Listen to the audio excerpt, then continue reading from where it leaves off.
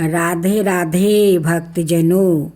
गुरुवार तेरायोदशी प्रदोष व्रत की पौराणिक कथा। इस व्रत कथा के अनुसार एक बार इंद्र और पीड़ितासुर की सेना में घनघोर युद्ध हुआ। देवताओं ने दैत्यों सेना को पराजित कर नष्ट भ्रष्ट कर डाला। यह देख वृत्तासुर अत्यंत क्रोधित हो गया। युद्ध को उद्यत हुआ। असुरी माया से उसने विकराल रूप धारण कर लिया। सभी देवता भयभीत हो गुरुदेव बृहस्पति की शरण में पहुँचे। बृहस्पति महाराज बोले, पहले मैं तुम्हें पीड़ितासुर का वास्तविक परिचय दे दूं। पीड़ितासुर बड़ा तपस्वी और कर्मनिष्ठा है। उसने गंधे मादन पर्वत पर घोर तपस्या कर शिव जी को प्रसन्न किया।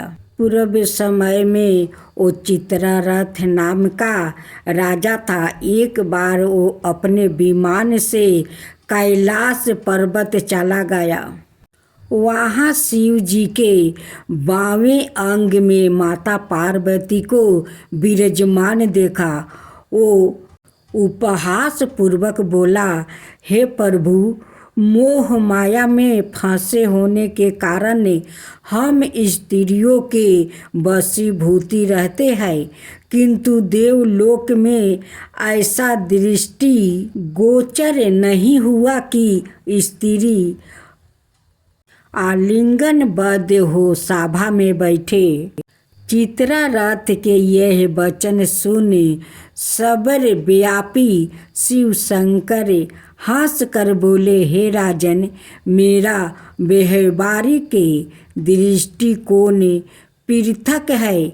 मैंने मृत्युदाता कालकूट महाविष का पान किया है, फिर भी तुम साधारण जन की भांति मेरा उपहास उड़ाते हो।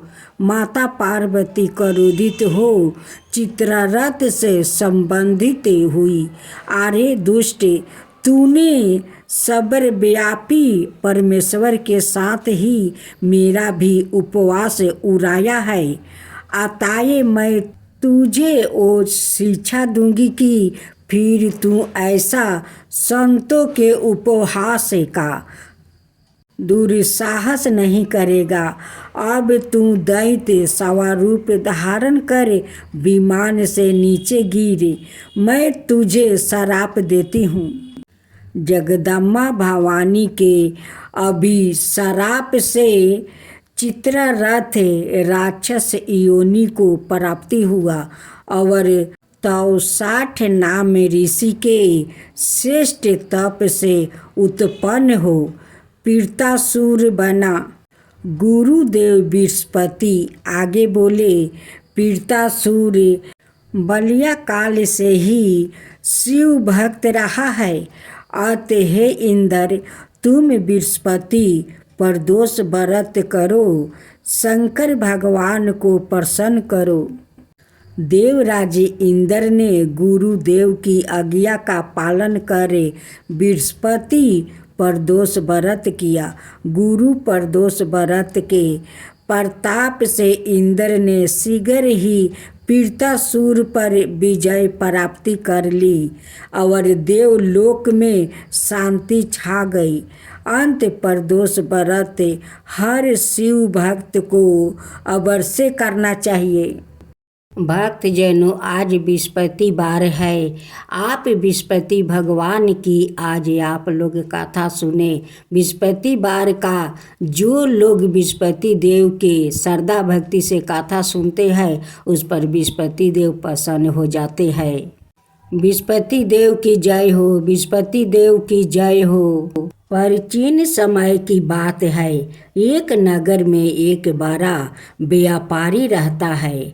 वो जहाज़ों में माल लाद कर दूसरे शहरों में भेजा करता है। वो जिस प्रकार अधिक धन कमाता है उसी प्रकार जी खोल कर दान भी करता है, परंतु उसकी पत्नी अत्यंत कंजूस है। वो किसी को एक डमरी भी नहीं देने देती है। एक बार सेठ जब दूसरे देश में व्यापार करने गया तो पीछे से विस्पति देव ने साधु भेष में उसकी पत्नी से भिक्षा मांगने आई। व्यापारी की पत्नी विस्पति देव से बोली, हे साधु महाराज, मैं इस दान और पुण्य से तंग आ गई हूँ। आप कोई उपाय बताइए जिससे मेरा सारा धन नष्ट हो जाए और मैं आराम से रह सकूं। मैं यह धन लुटाता हुआ नहीं देख सकती। विस्पति देव ने कहा, हे देवी, तुम बड़ी विचित्रा हो। संतान और धन से कोई दुखी होता है। अगर अधिक धन है तो इसे शुभ कामों में लगाया करो। कुंवारी कन्याओं का विवाह करवाओ, विद्यालय और बाग बगीचा का निर्माण करवाओ। ऐसे पुण्य कार्य करने से तुम्हारा लोक परलोक सार्थक हो सकता है। परंतु साधु की इन बातों से व्यापारी की पत्नी को खुशी नहीं हुई। उसने कहा, मुझे ऐसा धन की आवश्यकता नहीं है जिसे मैं दान दूं। तब विस्पति देव बोले, यदि तुम्हारी ऐसी इच्छा है तो तुम एक उपाय करना। 7 बृहस्पतिवार घर को गोबर से लिपना, अपने केश को पीली मिट्टी से धोना, केशों को धोते समय स्नान करना, व्यापारी से हजामत बनाने को कहना, भोजन में मांस मदिरा खाना, कपड़े अपने घर धोना। ऐसे करने से तुम्हारा सारा धन नष्ट हो जाएगा। इतना कहकर बृहस्पति देव अंतर्ध्यान हो गए। व्यापारी की पत्नी ने बृहस्पति देव के कहे अनुसार 7 बृहस्पतिवार वैसा ही करने का निश्चय किया। केवल 3 बृहस्पतिवार बीते थे कि उसी समस्त धन संपत्ति नष्ट हो गई और वो परलोक सिधार गई। जब व्यापारी वापस आया तो उसने देखा कि उसका सब कुछ नष्ट हो चुका है। उस व्यापारी ने अपनी पुत्री को संताना दी और दूसरे नगर में जाकर बस गया। वहाँ वो जंगल से लकड़ी काट कर लाता और शहर में बेचता। इस तरह वो अपना जीवन बिताने लगे। एक दिन उसकी पुत्री ने दही खाने की इच्छा प्रकट की, लेकिन व्यापारी के पास दही खरीदने के पैसा नहीं थे। वो अपनी पुत्री को आश्वासन देकर जंगल में लकड़ी काटने चला गया। वहाँ एक वृक्ष के नीचे बैठे अपनी पूर्व दशा पर विचार कर रोने लगा। उस समय बृहस्पतिवार था। तभी वहाँ बृहस्पति देव साधु के रूप में सेठ के पास आए और बोले, हे मनुष्य, तू इस जंगल में किस चिंता में बैठा है? तब व्यापारी बोला, हे महाराज, आप सब कुछ जानते हैं। इतना कहकर व्यापारी अपनी कहानी सुनाकर रो पड़ा। बृहस्पति देव बोले, देखो बेटा, तुम्हारी पत्नी ने बृहस्पति देव का अपमान किया है, इसी कारण तुम्हारा यह हाल हुआ है। लेकिन अब तुम किसी प्रकार की चिंता मत करो। तुम गुरुवार के दिन बृहस्पति देव का पाठ करो। 2 पैसे के चने और गुड़ को लेकर जल के लोटे में शक्कर डालकर वो अमृत और प्रसाद अपने परिवार के सदस्यों और कथा सुनने वालों में बांट दो। सवाए भी प्रसाद और चरण मिरिते लो, भगवान तुम्हारा अवश्य कल्याण करेंगे। साधु की बात सुनकर व्यापारी बोला, महाराज मुझे तो इतना भी नहीं बचता है कि मैं अपनी पुत्री को दही लाकर दे सकूं। इस पर साधु जी बोले, तुम लकड़ियाँ शहर में बेचने जाना, तुम्हें लकड़ियों के दाम पहले से चौगुने मिलेंगे, जिससे तुम्हारे सारे कार्य सिद्ध हो जाएगा। उसने लकड़ियाँ काटी और शहर में बेचने के लिए चल पड़ा। उसकी लकड़ियाँ अच्छे दाम में बिक गई, जिसे उसने अपनी पुत्री के लिए दही लिया और गुरुवार की कथा हेतु चाना गुड़ लेकर कथा की और प्रसाद बांट कर सवाए भी खाया। उसी दिन से उसकी सभी कठिनाइयाँ दूर होने लगी। परंतु अगले बृहस्पतिवार को वो कथा करना भूल गया। अगले दिन वहाँ के राजा ने एक बड़े यज्ञ का आयोजन करे पूरे नगर के लोगों के लिए भोजन का आयोजन किया है।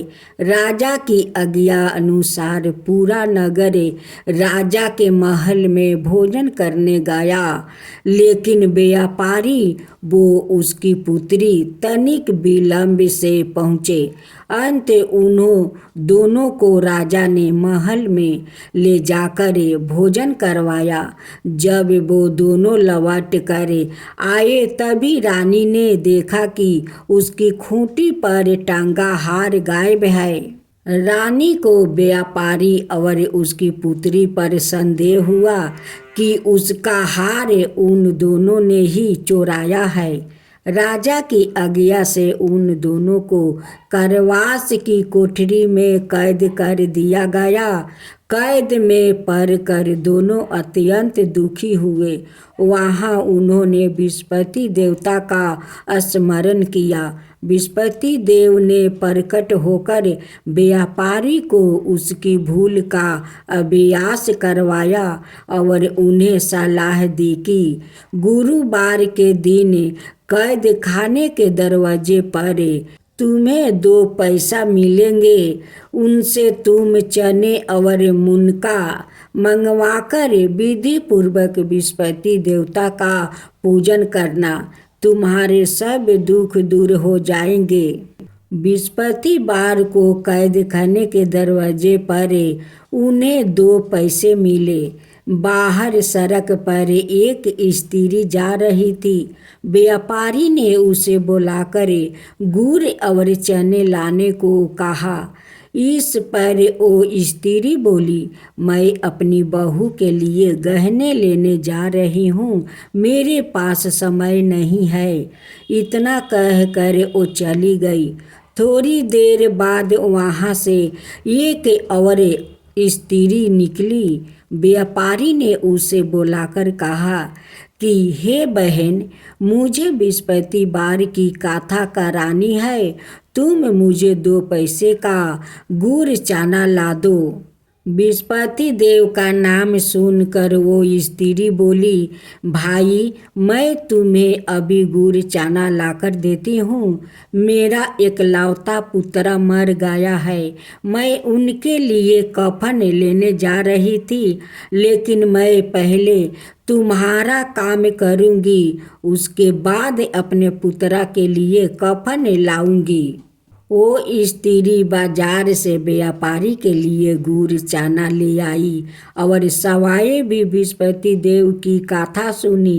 कथा के समाप्त होने पर वो स्त्री कफन लेकर अपने घर गई। घर पर लोग उसके पुत्र की लाश को राम नाम सत्य है कहते हुए शमशान ले जाने की तैयारी कर रहे थे। स्त्री बोली, मुझे अपने बेटे का मुख देख लेने दो। अपने पुत्र का मुख देखकर उस स्त्री ने उसके मुंह में प्रसाद और चनरा मिर्च डाल दिया। प्रसाद और चरणामृत के प्रभाव से वो पुनर्जीवित हो गया।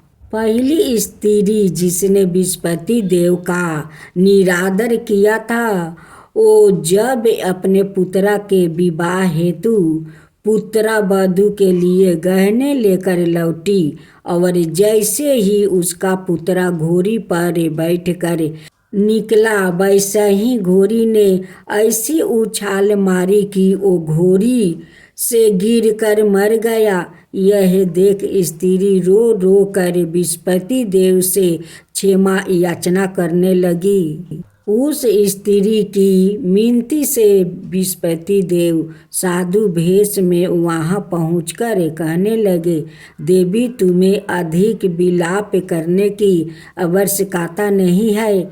यह बृहस्पति देव का अनादर करने का कारण हुआ है। तुम वापस जाकर मेरे भक्त से क्षमा मांगकर कथा सुनो, तब ही तुम्हारी मनोकामना पूरी होगी। जेल में जाकर उस स्त्री ने व्यापारी से माफ़ी मांगी और कथा सुनी। कथा के उपरांत वो प्रसाद और चरणामृत लेकर अपने घर वापस गई। घर आकर उसने चरणामृत अपने मृत्यु पुत्रा के मुख में डाली। चरणामृत के प्रभाव से उसका पुत्रा भी जीवित हो उठा। उसी रात बृहस्पति देव राजा के सपने में आया और बोले, हे राजन, तुम जिस व्यापारी और उसके पुत्री को जेल में कैद कर रखा है वो बिल्कुल निर्दोष है। तुम्हारी रानी का हार वही खूंटी पर टांगा है।